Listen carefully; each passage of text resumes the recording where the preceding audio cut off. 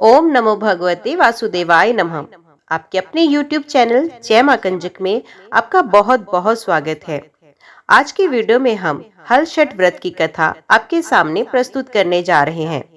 उम्मीद करती हूँ कथा का पूरा फल लेने हेतु आप कथा को शुरू से लेकर अंत तक जरूर श्रवण करेंगे। ओम नमो भगवते वासुदेवाय नमः। हल षष्ठी व्रत कथा व पूजा विधि संतान की दीर्घायु के लिए हल षष्ठी की व्रत कथा, हर षठ व्रत कथा, पूजा विधि। ये व्रत भाद्रपद मास के कृष्ण पक्ष की षष्ठी को किया जाता है। कहीं कहीं भगवान श्री कृष्ण के बड़े भाई बलराम जी के जन्मोत्सव के रूप में मनाया जाता है। इसी दिन बलराम जी का जन्म भी हुआ था। हल षष्ठी व्रत कथा। एक समय राजा युधिष्ठिर ने भगवान श्री कृष्ण से कहा कि आपने संसार की भलाई के लिए ही इतने अवतार धारण किए हैं। इस समय सुभद्रा और द्रौपदी अपने पुत्रों के मरने से शोकाग्रस्त हैं तथा अभिमन्यु की स्त्री उत्तरा का गर्भ भी अश्वत्थामा के ब्रह्मास्त्र से खंडित हो गया है। माता पिता को संतान के बिना अत्यंत दुख है। अतः प्रभु, आप कोई ऐसा व्रत, दान अथवा उपाय बताएं जिससे कि माता पिता संतान शोक से दुखी न हो और उत्तम दीर्घायु तथा स्वस्थ संतान उत्पन्न हो। ये सुनकर भगवान कहने लगे, राजन, मैं तुमको एक व्रत बतलाता हूँ जिसको नियम पूर्वक करने से खंडित गर्भ भी जीवन पा जाता है तथा संतान दुखी नहीं होती। युधिष्ठिर के पूछने पर भगवान श्री कृष्ण ने कहा कि प्राचीन काल में सुभद्र नाम का एक प्रसिद्ध राजा था।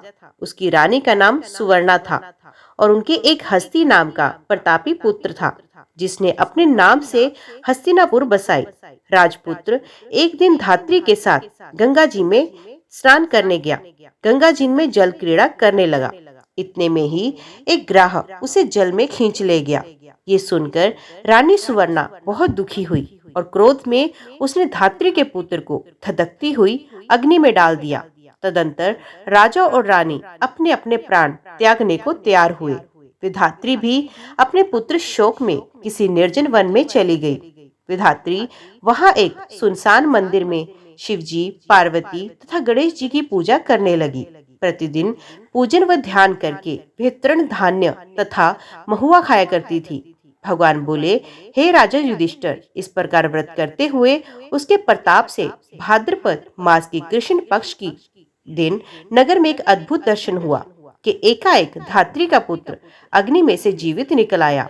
राजा रानी ने भी उस धात्री के पुत्र को अग्नि में से निकलते हुए देखा, जिससे उनको बड़ा आश्चर्य हुआ। उन्होंने पंडितों से उसके जीवित बचे रहने का कारण पूछा। इसका रहस्य बताने के लिए शिवजी की आज्ञा से दुर्वासा ऋषि वहां आए। राजा ने दुर्वासा ऋषि को आया जानकर उनकी अगवानी करके अर्घ्य दिया और उनसे पूजन किया तथा बारंबार नमस्कार करके पात्र के पुत्र जीवित निकलने का कारण पूछा।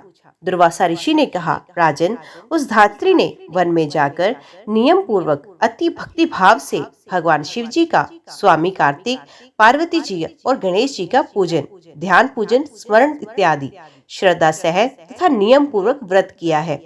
ये उस व्रत का ही प्रभाव है जिसके कारण धात्री का पुत्र जीवित ही मिल गया। अतः आप भी वहां जाकर ये धार्मिक कर्म करें। श्री कृष्ण जी ने राजा युधिष्ठिर से कहा, हे राजन, राजा और रानी ने दुर्वासा ऋषि को विदा किया। तदुपरांत वे दोनों को साथ लेकर उस धात्री के निवास स्थान वन को गए। वहां राजा रानी तथा धात्री पुत्र ने उस धात्री को भगवान शिव का कुश ढाक के नीचे अति श्रद्धा के साथ पूजन अर्चना करते हुए देखा। राजा ने धात्री को उसके पुत्र से मिला दिया।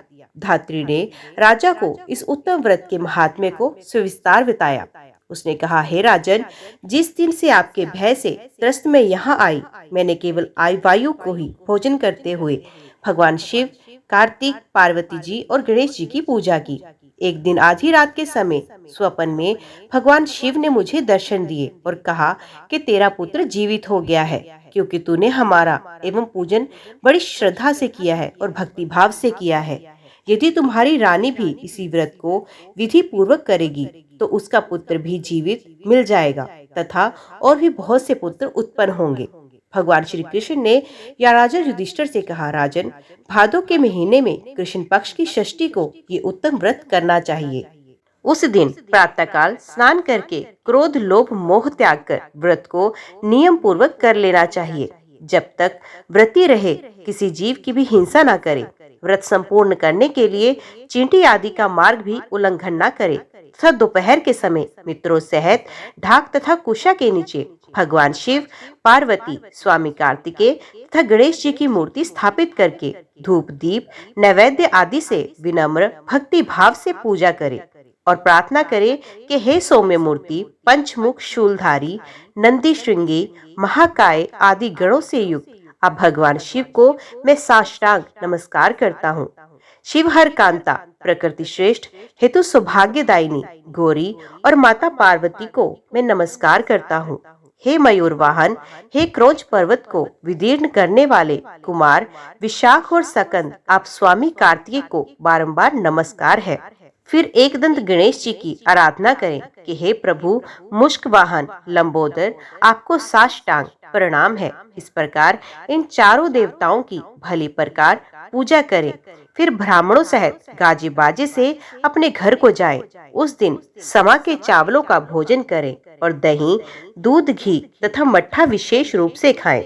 श्री कृष्ण ने कहा, हे राजन, जो स्त्री पुरुष इस व्रत को विधि विधान से करते हैं वे पुत्र और पौत्रवान होकर सुखी होते हैं। धात्री की ऐसी बात सुनकर राजा रानी ने विधि पूर्वक इस व्रत को किया, जिसके प्रताप से उनका पुत्र शीघ्र ही ग्राह के गले से निकलकर बोलने लगा। ये चमत्कार देखकर राजा रानी ने भगवान शिव के चरणों में नमस्कार किया। इस व्रत के प्रभाव से राजा को और भी कई आयुष्मान पुत्र प्राप्त हुए तथा राज्य में अनावृष्टि, महामारी, दुर्भिक्ष आदि के उपद्रव दूर हो गए और राजा अनेक वर्षों तक निर्विघ्न राज्य करते रहे। श्री कृष्ण भगवान ने कहा, हे युधिष्ठिर, यदि उत्तरा भी ये व्रत नियम पूर्वक करे तो उसके सब दुख दूर हो जाएंगे।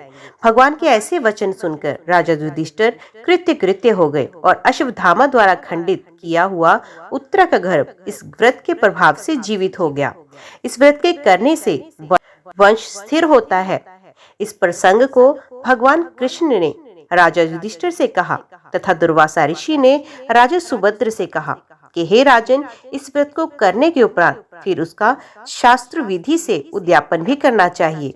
उद्यापन में स्वर्ण महिषी, गौ और वस्त्र ब्राह्मणों को दान दे। सोने अथवा चांदी की मूर्ति बनाकर वेद पाठी ब्राह्मणों सहित उनका पूजन करें। दुर्वासा ऋषि ने कहा, हे राजन, विद्वान धर्मनिष्ठ राजा युधिष्ठिर ने भी इस व्रत को उत्तरा से करवाया, जिसके प्रभाव से उसका अश्वत्थामा द्वारा खंडित किया हुआ गर्भ उदर में ही हिलने डुलने लगा तथा वही गर्भ राजा परीक्षित के रूप में प्रकट हुआ। जो कोई मनुष्य इस उत्तम व्रत को करता है उसके सब कार्य सिद्ध होते हैं, पुत्र पौत्रों की प्राप्ति होती है तथा शिवलोक में उसकी पूजा होती है। ओम नमः शिवाय। आज की वीडियो में इतना ही। उम्मीद करती हूँ वीडियो आपको पसंद आई होगी। वीडियो पसंद आई हो तो वीडियो को लाइक और चैनल को सब्सक्राइब जरूर कीजिएगा। ओम नमः शिवाय लिखकर कमेंट बॉक्स में अपनी हाजिरी लगवाना ना भूलिएगा। तो मिलते हैं अगली कथा के साथ। तब तक के लिए देखते व सुनते रहिए। जय मां कंजक, जय माता दी।